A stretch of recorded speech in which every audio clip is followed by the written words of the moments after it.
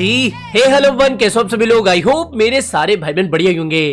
तो भैया मार्केट ने दिखा दिया है फाइनली काफी लंबे समय के बाद में $10,000 का डंप।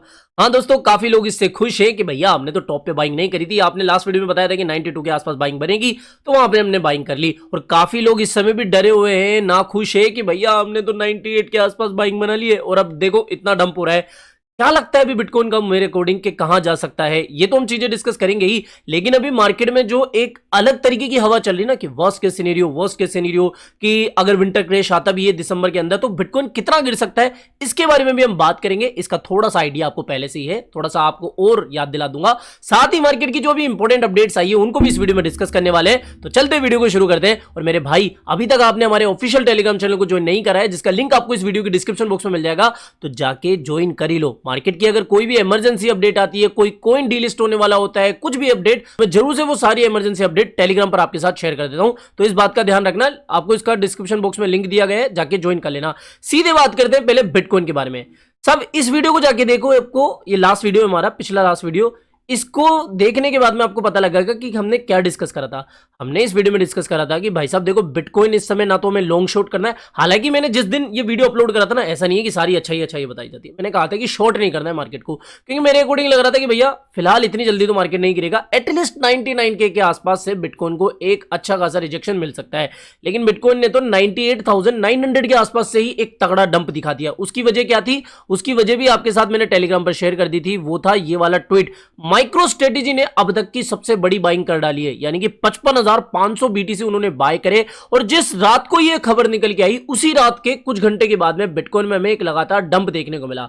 अब एक चीज तो साबित और हो गई कि भैया हमेशा जो इनके लिए कहा जाता है पनौती, वो साबित हो गया है कि इनके ट्वीट्स के बाद में अक्सर ऐसा देखा गया है कि डंप आता है। हालांकि पिछले कुछ 2-3 ट्वीट्स देखोगे ना, तो उसके अंदर पंप ही आया ना कि डंप। सीधे मतलब की बात करते हैं कि क्या करना चाहिए। देखो साहब, अभी बिटकॉइन जो है ना, एक काफी इंपॉर्टेंट सपोर्ट के नीचे हमें देखने को मिल रहा है, या फिर इस सपोर्ट को मेंटेन करने की कोशिश कर रहा है। साथ ही अगर मैं आपको एक और चीज दिखाऊं कि ये जो ट्रेंड लाइन सपोर्ट बीटीसी को मिल रहा था, मैंने आपसे कहा था ना कल, ये देखो मॉर्निंग अपडेट में यहां पर देख सकते हो कि भैया बिटकॉइन को एक सपोर्ट मिल रहा है, ट्रेंड लाइन सपोर्ट। तो इस ट्रेंड लाइन सपोर्ट का भी फाइनली स्वाहा हो चुका है, यानी कि इसके नीचे बिटकॉइन आ चुका है। क्या करना चाहिए? देखो, मैंने यहां पर एक ट्रेड पोजीशन बनाई थी, कल आपके साथ शेयर भी करी थी। 22% का प्रॉफिट रातों रात हमने निकाला था, 22% का। इसी वीडियो के अंदर मैंने शेयर करा था, लास्ट वीडियो के अंदर, कि भैया यहां पर अगर 92-93 के आसपास आए तो आप उठा लेना। मैंने 22% का प्रॉफिट निकाला था और बुक करने के बाद हम सो गए थे, गुड नाइट का मैसेज डाला।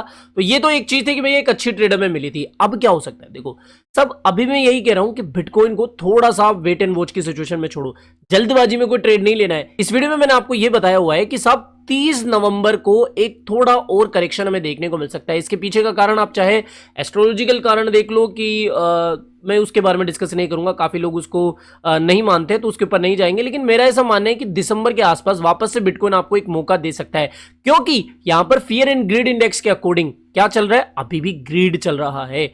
और इसके अलावा जो पुराने होल्डर्स थे, यहां पर देखो एक ऑन चेन एनालिसिस में आपके साथ शेयर करता हूं, जो पुराने बीटीसी होल्डर्स थे उन्होंने 100 के आसपास बीटीसी बुकिंग करी है, यानी कि बीटीसी के अंदर प्रॉफिट बुक करा है। और लगभग 5,07,000 के आसपास बिटकॉइन के होल्डर्स, जो पुराने होल्डर्स थे ना, उन्होंने बिटकॉइन सेल करे। हालांकि ये जो मार्च की रैली थी ना, उससे कम है। मार्च की रैली में तो भैया लगभग 9,34,000 बिटकॉइन सेल हुए थे जब वो मार्च वाली रैली आई थी, लेकिन उससे हाफ अभी बीटीसी में सेल होते हुए दिखे लॉन्ग टर्म होल्डर्स के माध्यम से।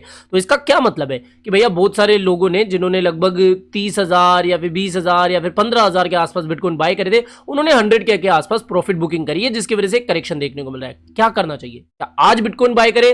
क्या डीसीए करने वाला सही रहेगा स्ट्रेटेजी, या फिर हम वेट करें कि भैया यहां पर $77,000 के आसपास जो बिटकॉइन का सीएमई गैप छूटा हुआ है, उसके आने का वेट करें? मैं देखो सिंपल सी एक गणित आपको समझाता हूं।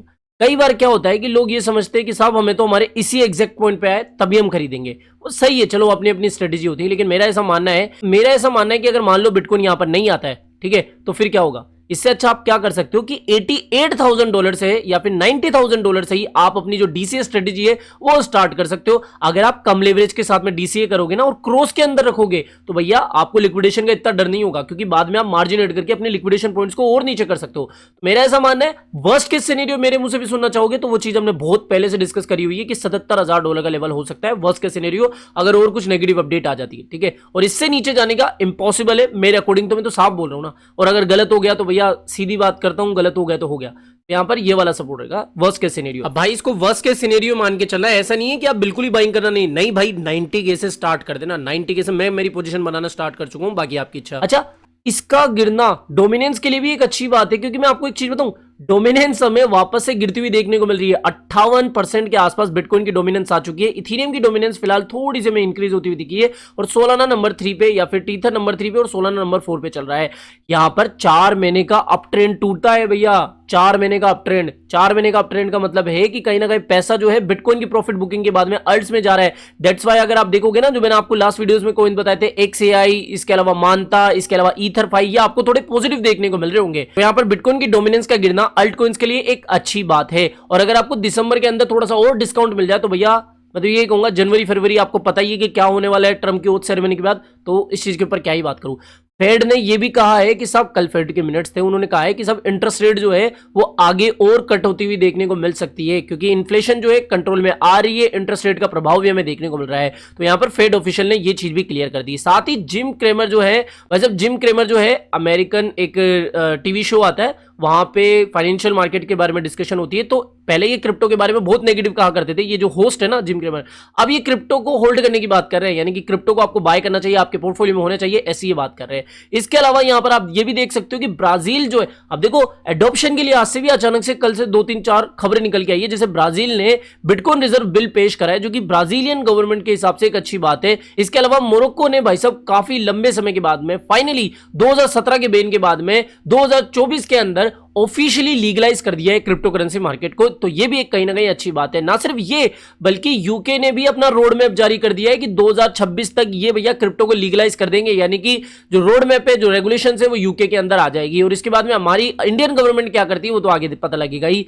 साथ ही यहां पर आप देख सकते हो कि भैया ना सिर्फ गवर्नमेंट्स बल्कि बड़े बड़े जो कंपनियां हैं, जो फर्म्स है, जैसे यहां पर आप देख सकते हो एक वीडियो प्लेटफॉर्म है रूम्बल, उसने भी बिटकॉइन बाय करने का डिसीजन लिया है अपनी रिजर्व में या फिर अपनी ट्रेजरी स्ट्रेटेजी के अकॉर्डिंग। उन्होंने $20 मिलियन की बिटकॉइन बाय करने का फैसला लिया है। तो ये सब देखने के बाद में पता लग जाएगा कि भैया ये जो छुटपुट करेक्शन देखने को मिल रहे हैं ना, इससे घबराना नहीं, बल्कि ये तो आपको भगवान ने एक और चांस दिया है कि यहां पर चलो छोटा मोटा क्रेश के अंदर वापस से आपको मौका दिया जा रहा है, तो आप उठाओ। और अब मैंने एक पोस्ट डाली थी ट्विटर पे, आपने देखा होगा कि जब आप खेल को समझ जाते हो ना, तब आप घबराते नहीं हो। समझ में आ गया? इस वाली पोस्ट को देख लेना, थोड़ा सा अच्छा मोटिवेशन मिलेगा। इसके अलावा दोस्तों आज से विंटर आर्क चैलेंज हमारा फाइनली स्टार्ट होने वाला है। आपको लिंक वगैरह आपको मिल जाएगा। जिन लोगों ने भी मेरे डिस्क्रिप्शन बॉक्स में दिए गए बिटगेट के लिंक पर अकाउंट बनाया है, $100 डिपॉजिट करें और यूआईडी सेंड करिए, उनको भैया ऑटोमेटिकली जो टेलीग्राम चैनल का लिंक है वो मिल जाएगा। तो घबराने वाली बात नहीं है। और अगर आपने अब तक अकाउंट नहीं बनाया, जाओ डिस्क्रिप्शन बॉक्स में, यहाँ पर विंटर आर्क चैलेंज के लिए मैंने साइन अप लिंक दे दिया है बिटगेट का। इसके ऊपर अकाउंट बनाओ, अकाउंट बनाने के बाद में यहाँ पर $100 डिपॉजिट करो और जो टेलीग्राम आईडी है इसके ऊपर अपनी यूआईडी सेंड कर देना। सिंपल सी बात है, ठीक है।